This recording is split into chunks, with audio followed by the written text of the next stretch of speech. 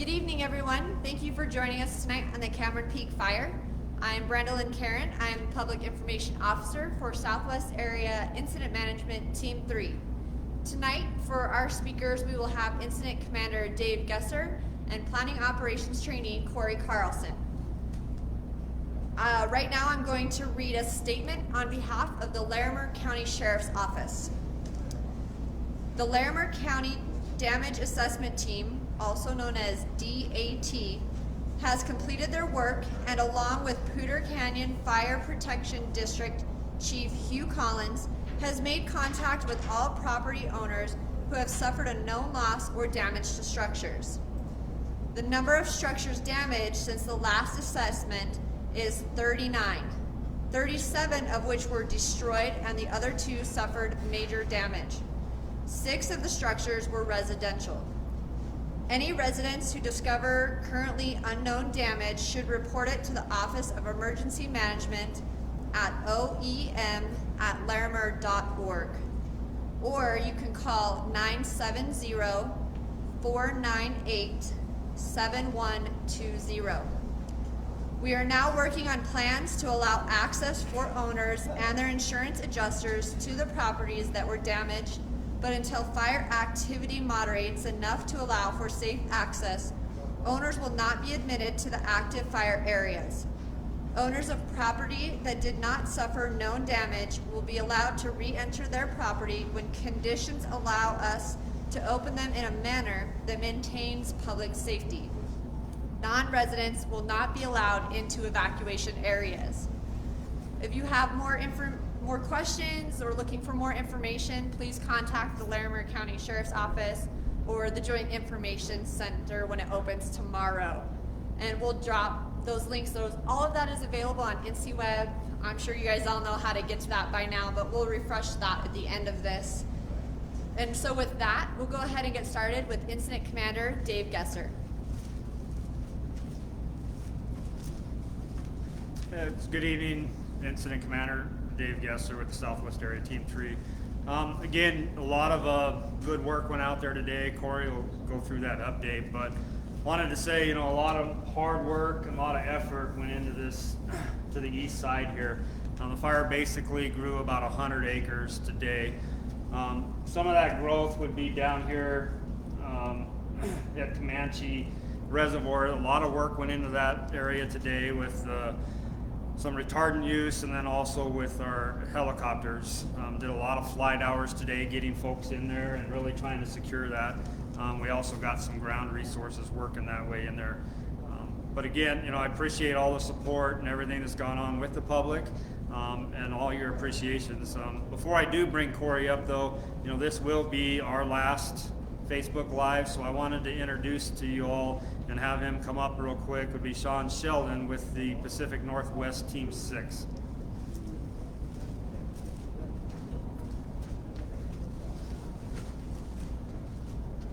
All right, thank you, Dave. And just wanted to say thanks to the Team 3 for being very welcoming to us, and look forward to working and talking with you guys in the next coming days. Our plan is to continue on the efforts that Dave and his team has provided you guys, and so look forward to that. Thanks.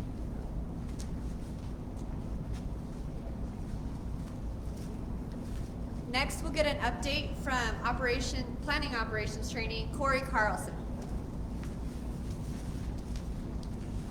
Good evening, everyone. Cory Carlson, Planning Operations Trainee for Southwest Area Team 3. So I'll talk a little bit of what happened overnight this morning and then kind of the plans going forward. So, last night we had a really cold freeze. Temperatures were down in the 20s. We were able to take advantage of those conditions, and we spent a lot of the night winterizing engines, pumps, hose, draining hose, making sure that stuff didn't freeze or damage our equipment so that we could actually go to work today. I think I had mentioned at some point there's over 250 pumps out here that we've set up to help with protection of the communities. There's tens and tens of miles of hose stretched out among there, and I can't even count the number of fire engines. So all that stuff needed to be winterized last night so that we could do work today. So some of the work that did occur last night, and I think I told you last night, it was we put dozer line, we got dozer line around all this stuff that slopped over the Manhattan Road down to here. That was at the end of yesterday. So last night what they did was they continued to reinforce that dozer line, as well as go in to some of the private properties and continue point protection and structure protection of all the structures that that were in and around the Manhattan Road, east of the Manhattan Road, Shambhala, and some of those areas that were impacted along the Highway 14 corridor as well. So so good night overall. We were able to get a lot of work done with the cold, wet temperatures. It wasn't the most comfortable conditions, but definitely it bought the firefighters a lot of opportunity to make up some ground on this. So what happened today is pretty much a repeat of last night. They just continued to tie in off the dozer line and the Manhattan Road, and just continued to secure and reinforce the dozer line around here. They were able to tie these two pieces together, as well as come down to the 68C road, kind of the outskirts of Red Feather community, and kind of wrap the fire back into the 68C road, around down to the 68D road. And then today they used a bunch of crews, hotshot crews, a mix of crews, and they put hand line going direct along the fire's edge all the way down to the junction of Highway 14 and the Manhattan Road. So as of tonight, we do have everything that crossed the Manhattan Road tied back in with line construction. They also spent quite a bit of time lining spot fires that had gotten out ahead of the fire. Some of those don't appear for a while. Sometimes they just sit there and smolder until actually, flames come up or they actually get some noticeable smoke. So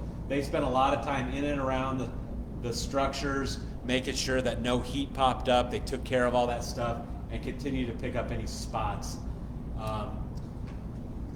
Additionally, down on the 14 corridor, they did this burnout last night or the night before. I can't remember now, but they tied that in. Wanted to really buffer that in and make sure it was nice and secure with Glen Echo and a rustic in the background. So they spent a lot of work doing that today, as well as one of the things they did this afternoon was this piece up here. I mentioned it several days ago, way up high above the fish hatchery. This is what initially threw the spot fire across the 14 road that caused this big run. So what they did today was, as this fire continues to back down towards the fish hatchery and this dozer line, they started doing some back burning and did a burnout right here on kind of this unburned area right here between the main fire and this dozer line. And the point of that is just to bring the fire down to the road on our terms, so that we don't have potential winds, gusty winds, throwing all kinds of embers in here, on another windy day. So the plan, additionally, they were able to tie this in tonight. It was really slow going with the bug kill and the steep terrain, but the plan will be to continue to burn this piece in, fill it in, get it black so that we can mop that up and be done with it. They're also continue to kind of assess these road systems. I think it's probably going to be a good stroke to open this stuff up and break this country up a little bit, so that when if this fire does want to come running through here, that it can hit some cold black and not punch through. I don't think it will, but you never know. This fire continues to surprise us, for a long time now. Additionally, this stuff all looks really good. Like I said, they really tried to buffer this piece in to eliminate any potential spread south of the 14. This is all contained here, so we don't want fire in here. But all this stuff down to the Pingree Park Road, Buckhorn, looks really good. The stuff above Comanche, Dave talked about. This stuff has been pretty quiet with the weather and the moisture we got, but it still does span, about 3 miles of fire edge. It's backing down slowly. It runs back up into itself. it'll eventually back down to the reservoir where we can actually let the fire come to us on our terms. We continue to put dozer line in, work heavy machinery in and around this road system to protect Colorado State University Mountain Campus as well as the other values at risk. So something to keep an eye on is Comanche. We've spent a lot of time up here. We haven't forgot about this stuff. We flew retardant on this today along with heavy helicopters, trying to just slow the progression, slow the movement of it down here so that we can deal with it on our terms. Down in the park, we've talked about this for weeks now. The structure protection plan for Estes Park, Lynn Haven, and these other communities to the east is complete. The plan is done, and we have should fire want to move that direction in the future, we have a good plan in place for that. Additionally, the stuff in the park, we have this piece that's been popping up here by Long Draw Reservoir. It continues to be active, not really moving. It will be something that we'll have to watch. There are some cabins down here, some structures. It will get back onto the park at some point. There's plenty of fuel for it to get on the park, and with the northwest winds that are predicted, it'll want to push this way.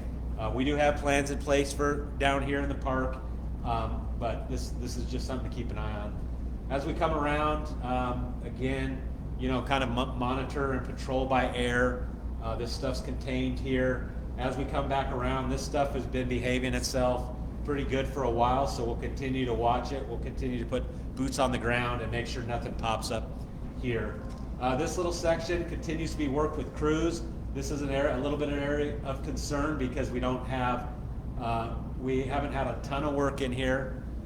Still need to continue to work this thing, and we're also concerned about any fire that would come out of here could impact the Kilpecker radio tower, which provides comms to the firefighters and the Larimer County Sheriff's Office. Additionally, this long northern piece of fire here, the old thumb that's now extended, this is something to keep an eye on. This will be a high priority. This fire, as you remember, is in really inaccessible country. We had a hard time with the thumb getting machinery in there, heavy equipment, crews. So this will continue to be something that will be an issue. We have crews working the Dead Man Road. This thing has been prepped. They're continue to look at additional prep on it all the way back. And we spent quite a bit of time today with our team folks, talking with the incoming team folks on just some areas of concern along this road, some options, some of the lack of options in here. But we did spend some time scouting a lot of this stuff in here, trying to find ways to get a little bit closer to the fire's edge. Crystal Lakes, Red Feather, and Glacier View, we continue to have a heavy presence in there. We continue to fine-tune our plan like we did down here so that if fire wants to impact these areas, that we're dialed in and can minimize the impacts to the values. And then I think I made it all the way around. So that's pretty much what's happened in the last 36 hours. The plan going forward, I believe, with the new team will be to just continue holding on to this stuff, continue evaluating, looking at, new country. It's always good to have fresh eyes on all this stuff. It's easy to get tunnel vision sometimes on your own plan. So I'm sure P&W 6, they'll look at the same ground, and if they can come up with some good options, they'll do so. I think we all want to be successful. We all want to put an end to this fire, and I think we're all on board with that. So with that, end of report. Thanks.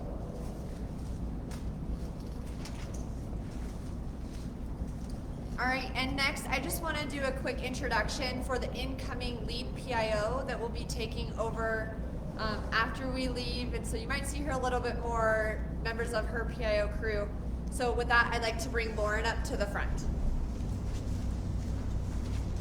Hi everyone, just a quick hello. I want to thank Team 3 for a nice warm welcome. We expect to be seeing more of you as this incident progresses, and thanks a lot.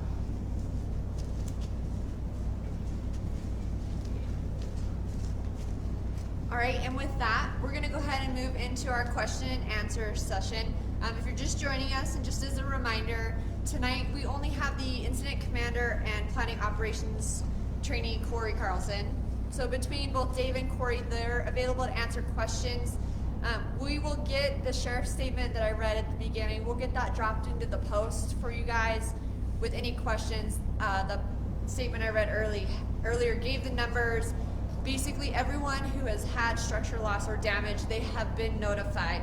So further information will be given to those folks by the Larimer County Sheriff's Office. And with that, we'll do questions now. We'll start with our incident commander, Dave Gesser. So we've had multiple questions. Folks are wondering if we're worried or if it's even possible for the Mullen Fire located in Wyoming to make it down to the area. So, at this time, I'd say we're not worried. Is it possible? Anything's possible. I mean, we've seen what this fire's done. That fire still is quite a ways off, but, there's always that chance, if the right winds were to come up with red flag warnings, things like that. But I know they're working hard to contain that fire as well. So I wouldn't say it's not possible, but we're not worried about it at this time. So the next one, we've also had multiple questions. I'm going to kind of combine them since we've had it. Basically, folks are asking when we will have enough resources or critical resources, how can we get more resources in order to go direct with our different line tactics. Overall, what does it look like for resources? Can we get them? We're in National PL 5. Some of the regional areas are dropping in their PL levels, but nationally we're still at 5. We are getting resources in. I believe we got another fill on another Type 1 crew. But we are seeing those resources come in, and we continuously get those resources. We have, like I've mentioned before, we're in the upwards of 800 to 900 folks on this fire at this time. So we've got a lot of resources here. I think there's like 12 dozers that are out there as well. But we continually get those resources in, so we are seeing them come in. It's taken time to get around this fire. As we said before, at one point it was 239 miles. That's grown since we've had the growth there as well to get around this entire fire. And there are areas on this fire that we just cannot get folks into, just due to the terrain, the fuels that are in there. There's just no way possible without hiking folks in 10 miles. So there are going to be areas that we just cannot get folks in, and we'll utilize the aircraft for that, as we have been doing. So this is kind of a long one. It's multiple parts. They started off with thanking us for all of our efforts and keeping the community informed, and understand how exhausting it might be for us as the team and the firefighters on the ground. And they're so the question is that it's surprising that this is still a Type 2 incident, as it has massive area, has already claimed numerous structures, and is threatening multiple communities. Can you elaborate on why this is not a Type 1 incident and how this impacts the ability to obtain both air and ground resources? So, a lot of the differences between the Type 1 and Type 2 is the complexity. But with the other fires going on around the nation, a lot of those Type 1 teams are assigned, and so they're unavailable. But there's really not a huge difference between Type 1 and Type 2s. We have the same amount of personnel on the teams. We're able to get the same resources. So whether you have a Type 1 or Type 2 team, it ain't going to matter as far as getting the resources. The resources just aren't all there because of all the other fires that are going on, especially the fires in California. Some of those teams have 3 Type 1 teams on them. So it's just the availability of that. So the next one is also a combination, as multiple folks have asked this. Overall, people are wondering about what it takes to change the evacuation status, and will there be able... Sorry, I'm trying to combine these for you guys. Wondering how and when those evacuations could be lifted or downgraded. So yeah, that's a good question. We work really close with Laramie County Sheriffs. And this is going to take a little bit of time to ensure that this area is secure. And again, that's really folks working that line, making sure things are secure there. And as they feel that's secure, working with operations, they will deem with Laramie County Sheriffs that it is safe to let folks back in there.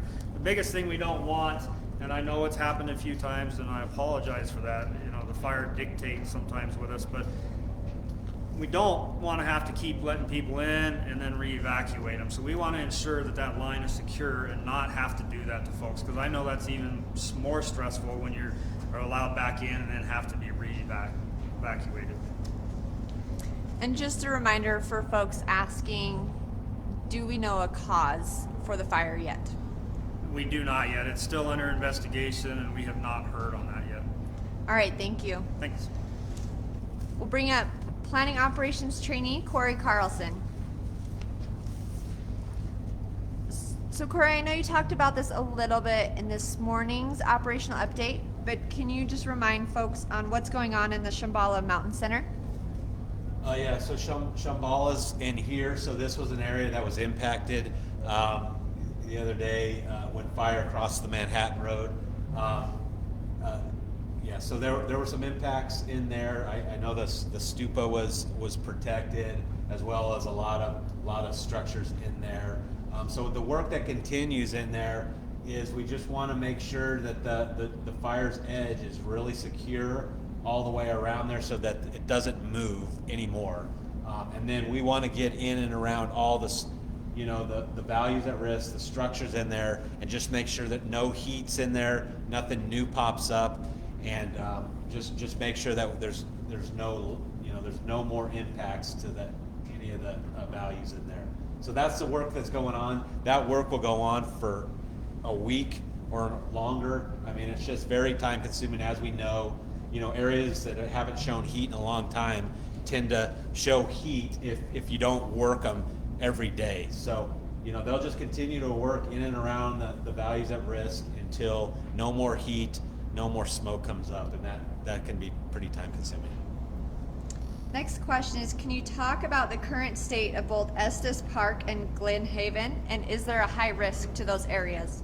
So Estes Park down here, Glen Haven over here, Storm Mountain, the Retreat, Cedar Park, these are all areas where we spent the last 2.5 weeks working closely with the Rocky Mountain National Park, with the fire chief of Estes Park.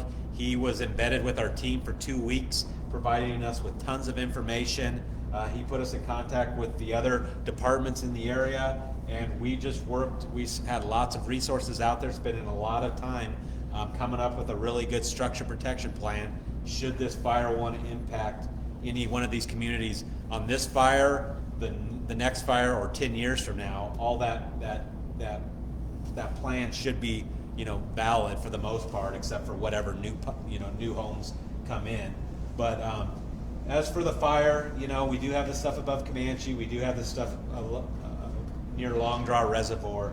We continue to monitor this stuff. We have heavy equipment, crews. We're hitting it with aircraft, and we're going to continue to just kind of keep it in check until the fire can come on some ground that's accessible for us to handle.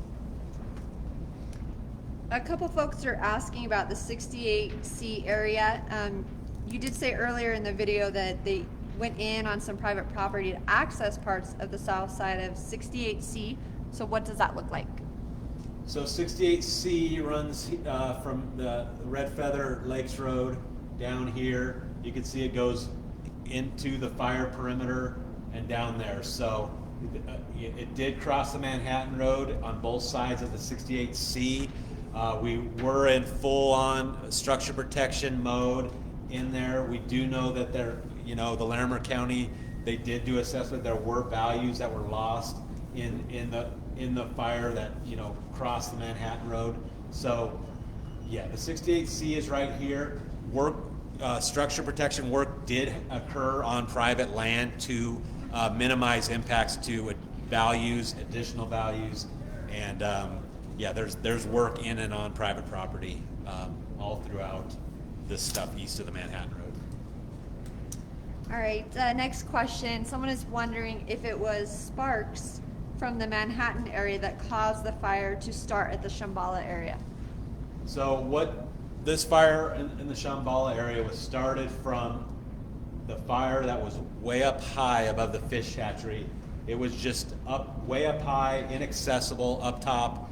And when we got those strong winds that day, it just threw a bunch of embers across the 14. We all know that the Highway 14 corridor is steep, narrow, river corridor, and it just spotted on across the highway on that steep ground, and it just marched east with 65-mile-an-hour winds. It did, if you remember a couple days ago, it did get hung up on the Manhattan Road. It just had barely slopped over where we were holding that line, and then it was the spots that continued. The beetle kill continued to throw spots across the Manhattan Road. We weren't able to catch it all with the winds, and that's what ultimately impacted Shambhala. All right, next question.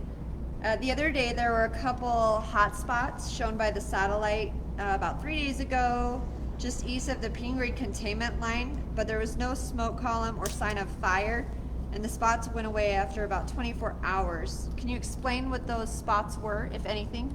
Yeah, so they turned out to be nothing. Sometimes we get infrared, an infrared flight, which the flight is, it's way up from a fixed wing aircraft. They do it in the middle of the night, and it picks up all the heat signatures. So sometimes just the amount of heat that's out here, and sometimes the embers and stuff, it just picks up some of that stuff. We did clue into that right away as soon as we got the infrared. We sent some folks out to the area. We flew our air attack up there, circling it, monitoring the area for an hour, and then we'd have them come back later and look again, and ultimately we found nothing out there. All right, thank you, Cory. Bring back up our incident commander. So earlier we had someone asking about how we detect heat if we're using infrared. Yeah, so Cory just talked about that just a minute ago, but we try to get the infrared flight, which is a high level flight. Sometimes we can't get that because of just priorities with other fires or due to breakdowns. But we do utilize, with the state of Colorado, they have what's called an MMA, which is a multi-mission aircraft. And so when we can't get those, we utilize that aircraft to fly at least twice a day. And they're able to pick up heat signatures, and they have a camera in there. So I believe you saw on Facebook not too long ago, over by the lake where the embers were flying over, that was from that MMA aircraft. So they're able to give us that live footage, but also detect any of the heat signatures in there. All right, thank you. We'll bring Cory back up.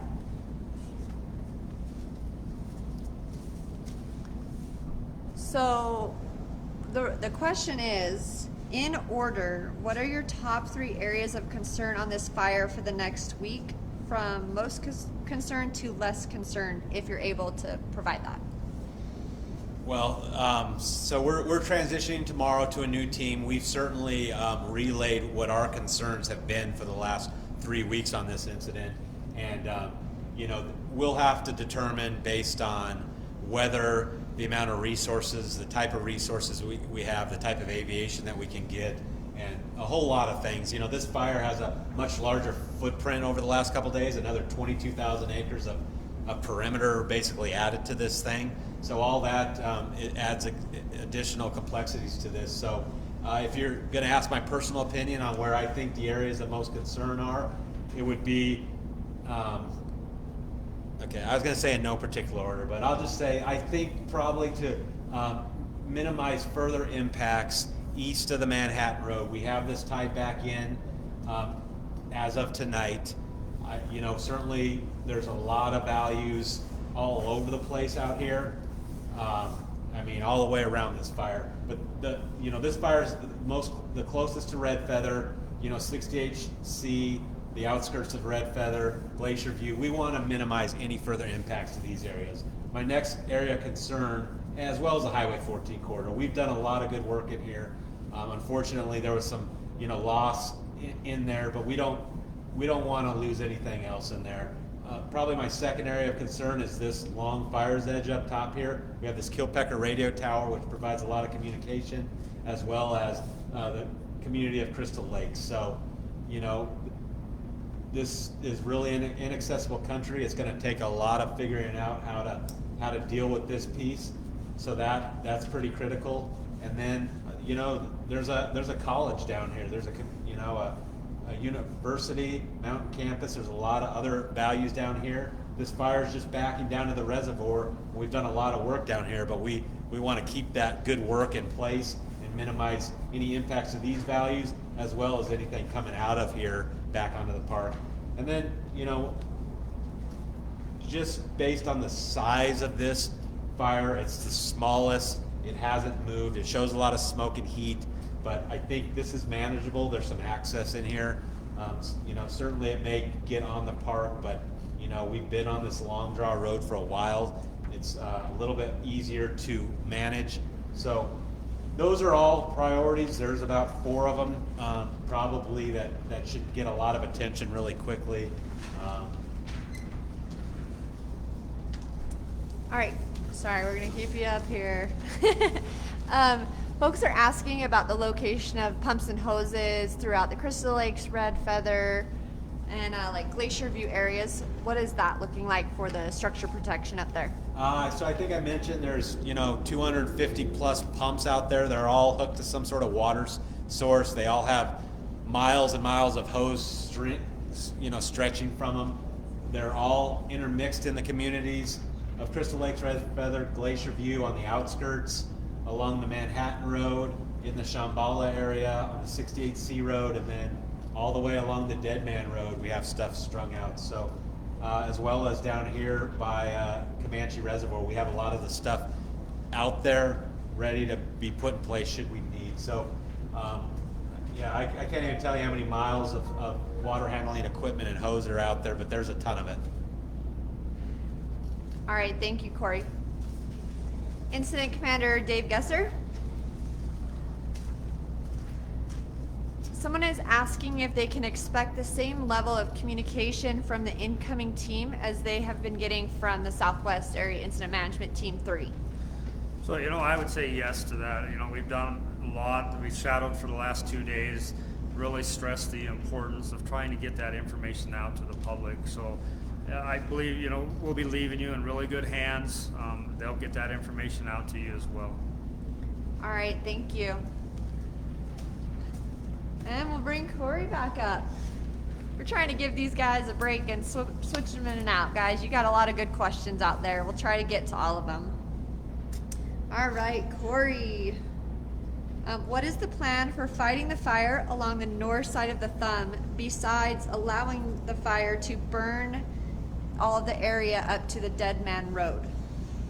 So that's a good question. I think, you know, here's where the thumb used to be. You can see the amount of black in here. That's all dozer line stuff that we continue to just try to inch our way across that thumb. I would say success on this incident is measured in feet, not miles. And really every little foot takes a long time to get. And, you know, it's going to take a long time. It's going to be a big effort to try to get on this fire's edge. You know, we do have some road access, but I think as we've talked about before, these roads on the map, they may look good and it may look like a short distance, but this is Rocky Mountains. This is steep country. A lot of these road beds don't really exist anymore or need a lot of work just to get them open so that we can actually get to the edge of this fire, as well as just the elevation, you know, critical resources across the country being in high demand. And just it's going to take a lot of work. You know, we're going to need some help with, you know, Mother Nature as well with the weather to buy us some time. And we'll continue. I think, like I said, we'll continue to look for areas where we can piece things together in here. You know, we'll look for areas to go direct where it's safe and makes sense to do so. But there's not a lot of those places around in this country. All right, thank you, Cory. All right, everyone, we know there's still some questions in there. We're trying to grab those. We're seeing a lot of thank yous and appreciations. So thank you. That you guys can't even begin to understand how big of a morale booster that is for us. As you guys know, we've been here for at least 21 days with shadowing and coming in and transitioning with the other teams on each end. So we really want to thank you guys for that. A lot of you guys have recognized a lot of the spouses and families and friends supporting our firefighters. As you guys know, we've been here a long time. So a couple of you are asking, I just wanted to touch on it real quick. A couple of our stuffed animal friends here belong to one of our planning team members from his little girls, so we just want to give a shout out to them. The support we have from our families for us to come and do this, to support you and your families and your community, is pretty great. So thank you for acknowledging our family members in the comments throughout our time here. For baby Yoda, Yoda's kind of a little national celebrity here among the firefighting world.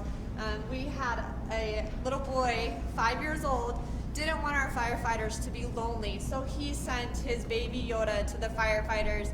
If you guys want to look him up, he has his own Facebook page, pictures, you'll see him out on the line with firefighters, flying in the aircraft. So he's made quite the round, so we're really excited to have him here with us on the fire.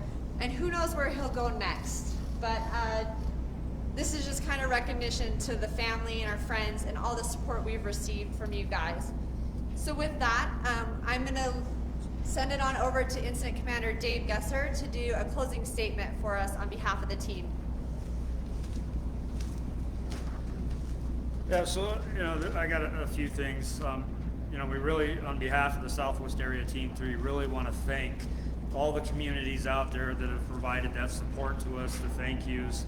And again, we hate to see structures lost, and we feel for those families, because we strive to try and save those communities and do what we can in there. So with that, we feel sorry for those families and really want to thank everyone for all the hard work. With that, a few things. I've seen the comments roll through. Cory really doesn't want to say a lot about it, but Cory did get signed off on this assignment, so Cory will be officially an ops chief now with this team. So I just wanted to let everyone know that. But again, thank you for all the heartfelt thank yous from everyone out there, and we really appreciated all the support. Thank you.